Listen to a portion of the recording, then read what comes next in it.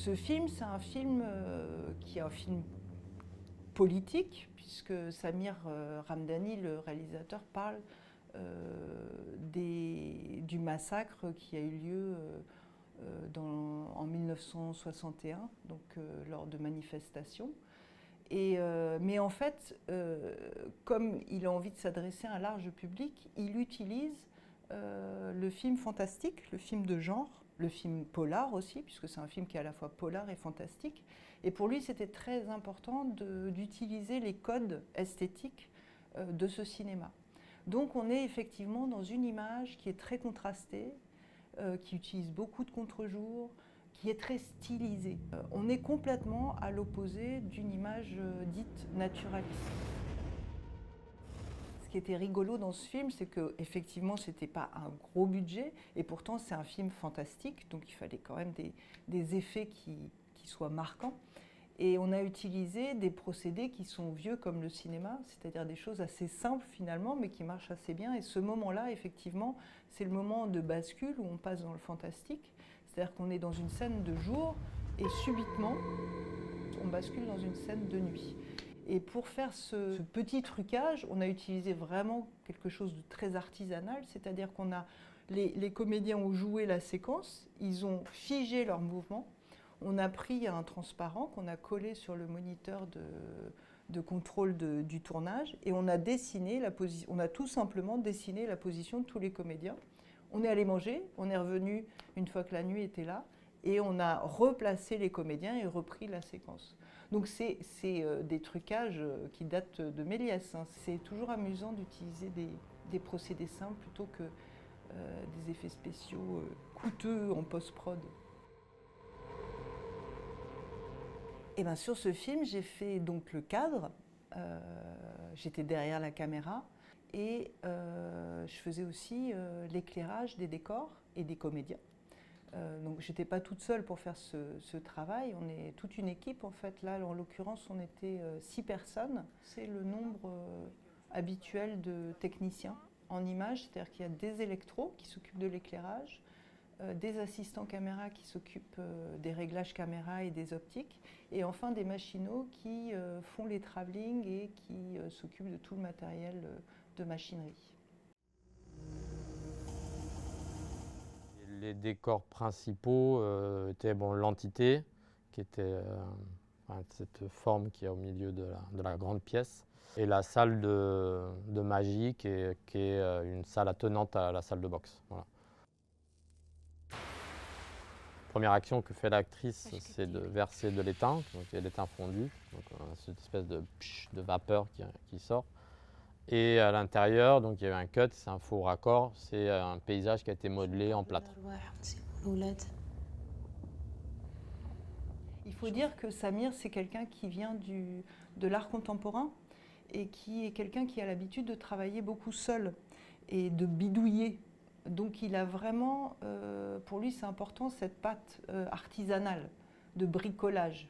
On a bricolé beaucoup de choses sur ce tournage.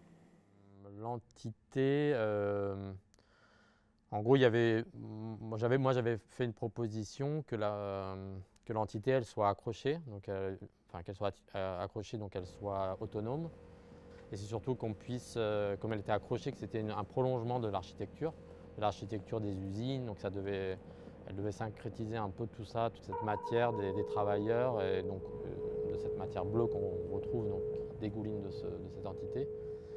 Donc de la construire autour d'un puits de lumière. Et ensuite, on a eu un partenariat avec une entreprise qui a fourni du silicone transparent, ce qui permettait pour la lumière de passer à travers, de pouvoir jouer, d'avoir plus de possibilités, de voir la matière aussi couler.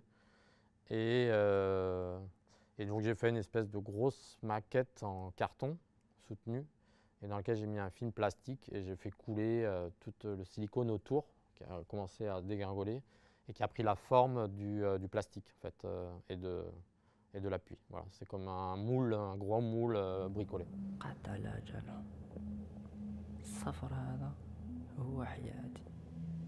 Samir voulait que cette entité soit lumineuse, que la lumière provienne de l'intérieur de l'entité. Et on a trouvé une solution, c'est-à-dire qu'on a accroché l'entité sur un vasistas qu'il y avait dans le plafond. Et ça m'a permis de placer les lumières au-dessus et de pouvoir faire des plans larges et d'avoir vraiment la sensation que la lumière provenait vraiment de l'entité elle-même.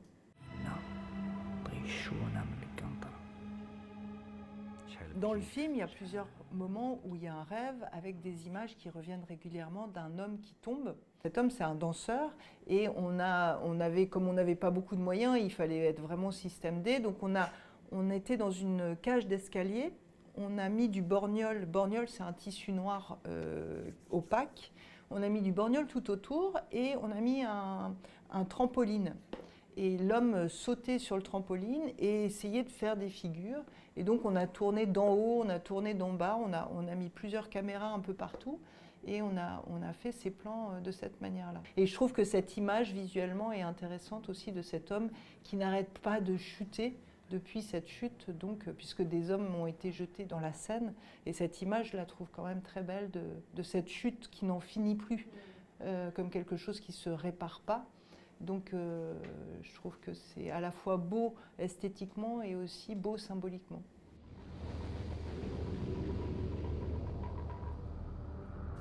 Cette lumière bleue qui se déplace, c'était vraiment le parti pris de départ du film, puisque ça représente les esprits. Le challenge, c'était réussir à créer, à faire se déplacer dans l'espace cette lumière. Donc on a trouvé plusieurs procédés pour ça. Le premier, c'était mettre une lumière sur un drone et faire... donc là, en l'occurrence, sur cette séquence, au-dessus de la verrière, il y a un drone avec une source bleue qui survole la verrière et qui fait des ombres portées dans l'espace. C'était un peu compliqué de faire voler un drone à l'intérieur des couloirs. Donc là, Samir Ramdani, le réalisateur, qui est très bidouilleur, avait trouvé une solution avec un système de tyrolienne sur un fil. Donc on tendait des câbles dans les décors et on avait une tyrolienne télécommandée, une petite tyrolienne, hein, c'est vraiment un petit truc qui ne coûte pas très cher. Je ne sais pas très bien à quoi ça sert dans la vie, mais... Et donc sur cette tyrolienne, on mettait une lumière et on pouvait comme ça avoir une lumière qui faisait des déplacements rectilignes très rapides. Et effectivement, esthétiquement, c'est très fort parce que une lumière qui se déplace, c'est aussi toutes les ombres qui bougent. On a une séquence qui est très belle dans les bois où on voit tous les branchages, toutes les ombres des branchages qui se déplacent, ou alors sur les bâtiments, sur les immeubles, c'est plutôt en drone. Le plus amusant, le plus atypique sur ce tournage, c'était effectivement de mettre en mouvement de la lumière. Pour un chef opérateur, c'est quand même un beau cadeau d'avoir une lumière qui est l'actrice même du film. C'est un personnage, pour le coup c'est vraiment un personnage. Et mettre en œuvre ça, c'était quelque chose de vraiment satisfaisant.